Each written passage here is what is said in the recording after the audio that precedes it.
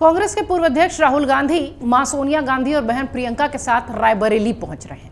मतदाताओं और कार्यकर्ताओं का आभार जता रहे हैं। ऐसे में गांधी परिवार की मौजूदगी में राहुल गांधी रायबरेली सीट को लेकर बड़ा सियासी संकेत दे सकते हैं। दरअसल इस बार चुनाव में गांधी परिवार के गढ़ माने जाने वाले रायबरेली में अपना कब्जा बरकरार रखते हुए कांग्रेस ने अमेठी सीट भी बीजेपी से छीन ली है। अमेठी से गांधी परिवार के करीबी किशोरी लाल केएल शर्मा जीते हैं। राहुल गांधी केरल की वायनाड के साथ रायबरेली सीट भी जीत चुके हैं। वायनाड से बड़ी जीत राहुल को मिली है, रायबरेली से बड़ी जीत राहुल को मिली है। कांग्रेस को उत्तर प्रदेश में 15 साल बाद इस तरह की बड़ी जीत का स्वाद मिला है।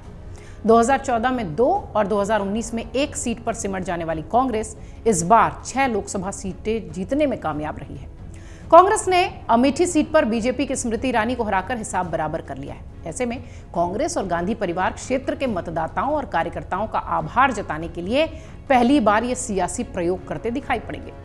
अमेठी और रायबरेली सीट से गांधी परिवार का दशकों से नाता है, लेकिन चुनाव परिणाम जारी होने के 1 सप्ताह के बाद आभार कार्यक्रम का ये आयोजन हुआ है।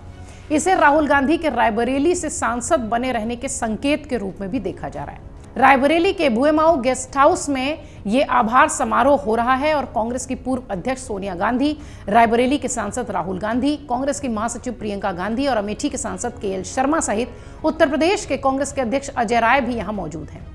इससे पहले सांसद बने किशोरी लाल शर्मा अमेठी के पार्टी कार्यक्रम में आयोजित समारोह में पार्टी नेताओं का आभार जताते हुए दिखाई पड़े हैं। उन्होंने अमेठी और रायबरेली के लोगों को अपने रिश्तों की दुहाई दी थी और चुनाव जीतने के लिए आभार भी जताया था। अब राहुल गांधी अपनी मां और बहन के साथ रायबरेली पहुंचे हैं। यहां वो पार्टी के साथ साथ एकजुटता का संदेश देने की भी कोशिश करेंगे और सभी का धन्यवाद भी दे रहे हैं। अब सवाल ये कि क्या वायनाड सीट राहुल गांधी छोड़ रहे हैं? राहुल गांधी केरल की वायनाड और यूपी की रायबरेली सीट से जीत दर्ज करते हुए दिखाई पड़े हैं, लेकिन अब सवाल ये कि वो कौन सा सीट छोड़ेंगे। 2019 में राहुल अमेठी और वायनाड से चुनाव लड़े थे, लेकिन अमेठी से हार गए थे। इस बार वायनाड के साथ साथ रायबरेली सीट से भी वो चुनाव लड़े थे और दोनों ही जगह से जीत गए। राहुल अपनी यात्रा के जरिए रायबरेली सीट रखने का संकेत जरूर दे रहे हैं, क्योंकि राहुल गांधी को रायबरेली सीट पर वायनाड की तुलना में ज्यादा वोट मिला है। ये बात इसलिए भी कही जा रही है कि 1999 में सोनिया गांधी अमेठी और केरल की बेल्लारी दोनों ही सीटों से चुनाव लड़ी थी और बेल्लारी से ज्यादा वोटों से सोनिया अमेठी में जीती थी। इसके बाद उन्होंने अमेठी सीट अपने पास रखी और बेल्लारी की छोड़ दी। माना यह भी जा रहा है इसी फॉर्मूले पर राहुल गांधी रायबरेली की सीट अपने पास रखते हुए वायनाड की सीट छोड़ने के संकेत दे रहे हैं अपनी इस यात्रा से। उत्तर प्रदेश में कांग्रेस इस बार सपा के साथ गठबंधन में थी। आप सब जानते हैं 17 सीटों पर वो चुनाव लड़ी थी, जिसमें से 6 सांसद जीत कर आए थे। कांग्रेस का वोट शेयर 6.36% बढ़कर 9.46% तक पहुंचा। प्रयागराज हो, सहारनपुर हो, सीतापुर हो, करीब 4 दशक के बाद कांग्रेस ने यहां वापसी की है। बाराबंकी में 2009 के बाद वापसी हुई है। अमेठी में 5 साल बाद मिली हार का हिसाब बराबर हुआ है। रायबरेली में राहुल को 66.17% वोट मिले हैं। साल 2019 में सोनिया गांधी को 55.80% वोट मिले थे। इतना ही नहीं, राहुल ने करीब 4 लाख वोटों से जीत भी दर्ज की थी। कांग्रेस को सूबे की जिन 11 सीटों पर हार मिली है, उन सीटों पर भी उसका प्रदर्शन काफी अच्छा रहा है। बांसगांव, देवरिया, अमरोहा, महाराजगंज, फतेहपुर सीकरी जैसी सीटों पर कांग्रेस को बहुत कम अंतर से हार मिली है। वाराणसी सीट पर कांग्रेस के प्रत्याशी अजय राय ने जिस तरह से पीएम मोदी को कांटे की टक्कर दी थी, बीजेपी की जीत का मार्जिन बहुत कम रहा। उसके चलते कांग्रेस के लिए सूबे की जो चुनौतियां हैं वो और बढ़ती नजर आती हैं। कांग्रेस उत्तर प्रदेश में कार्यकर्ताओं की सक्रियता अब मजबूती से चाहती है, इसीलिए इस तरह के आभार कार्यक्रम होने हैं और इसकी शुरुआत रायबरेली से हुई है।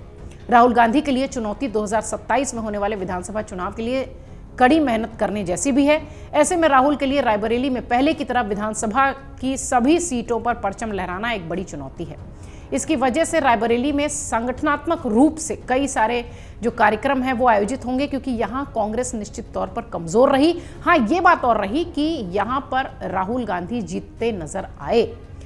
2022 के विधानसभा चुनाव में कांग्रेस प्रत्याशियों को करारी हार का सामना करना पड़ा था अमेठी में। ऐसे में राहुल गांधी के सामने संगठन को मजबूत करने की जिम्मेदारी बड़ी चुनौती के साथ दिखाई पड़ती है। इसके अलावा जिले के लोगों के साथ उनका संपर्क भी अब मजबूती के साथ दिखाई पड़ेगा। ऐसा इस तरह के कार्यक्रम से नजर आता है। देखना यह है कि इस कार्यक्रम के बाद कांग्रेस अपनी नई तैयारी कैसे दिखाती है। सबकी निगाहें इस बात पर टिकी हुई हैं कि राहुल रायबरेली और वायनाड में से किसका चयन करेंगे। अगर आप ये वीडियो YouTube पर देख रहे हैं तो हमारे चैनल को सब्सक्राइब करें और बेल आइकन को दबाना ना भूलें। अगर आप Facebook पर ये वीडियो देख रहे हैं तो हमारे पेज को लाइक करें।